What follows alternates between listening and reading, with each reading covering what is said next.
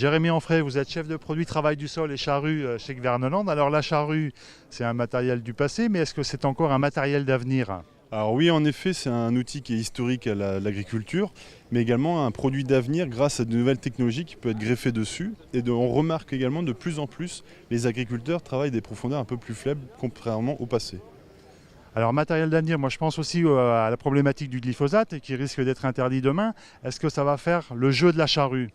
Alors ça peut aider en effet parce que cycliquement on a toujours des cycles annuels de 3 à 5 ans du marché de la charrue. Et là de plus en plus on peut avoir de la demande pour justement faire face aux problèmes de glyphosate et donc pouvoir désherber mécaniquement. Et dans les ventes, ça se ressent déjà? Vous sentez un regain d'intérêt pour le labour?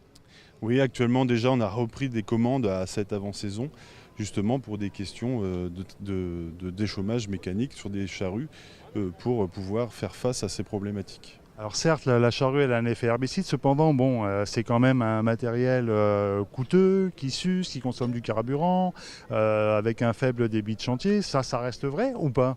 Alors ça s'améliore du fait des technologies au niveau des aciers, donc tout ce qui est traitement thermique, des nouvelles technologies au niveau des aciers. Et après, il y a d'autres technologies intégrées sur les machines qui permettent d'optimiser le travail. Alors dites-moi un peu en détail, une charrue, c'est plus que de l'acier, il y a aussi de l'électronique aujourd'hui? Alors il y a de l'électronique également, on a un nouveau modèle qui existe chez nous, c'est la 2500 iPlo, qui est une nouvelle génération de charrue chez nous. Bon, elle est full équipée au niveau équipement, mais on va retrouver des technologies telles que le furocontrol, qui est en fait le pilotage par GPS du varilage pour optimiser la largeur de travail et donc rattraper les courbes des champs et travailler au maximum le plus à plein possible la charrue et éviter de perdre du temps et donc économie. Donc ça va plus vite, c'est aussi plus confortable, donc faut penser aussi aux chauffeurs. Oui, beaucoup de confort parce qu'on va pouvoir faire l'intégralité des réglages depuis le boîtier en cabine, donc tout ce qui est aplomb, largeur de travail, profondeur de travail, sans forcément descendre, et un affichage visuel des valeurs. Et en plus de ça, ça va nous permettre d'autres aspects confort du fait et sécurité qu'on a intégré dessus, c'est qu'on va avoir une tête d'attelage pivotante qui permet d'avoir une charrue portée réversible qui va se comporter comme une remorque, évitant ainsi de venir accrocher du fait qu'une charrue portée réversible a tendance à balayer. Très bien, et je voudrais que vous nous parliez aussi des charrues déchaumeuses, donc ces charrues qui labourent moins profond, donc on aurait à la fois le côté herbicide de la charrue sans les inconvénients, la dilution de la matière organique. Est-ce que ça c'est une voie d'avenir pour la charrue? Alors c'est une voie d'avenir. Chez Gverneland, on a depuis déjà quelques années ce qui s'appelle chez nous l'écomat. C'est une charrue déchaumeuse.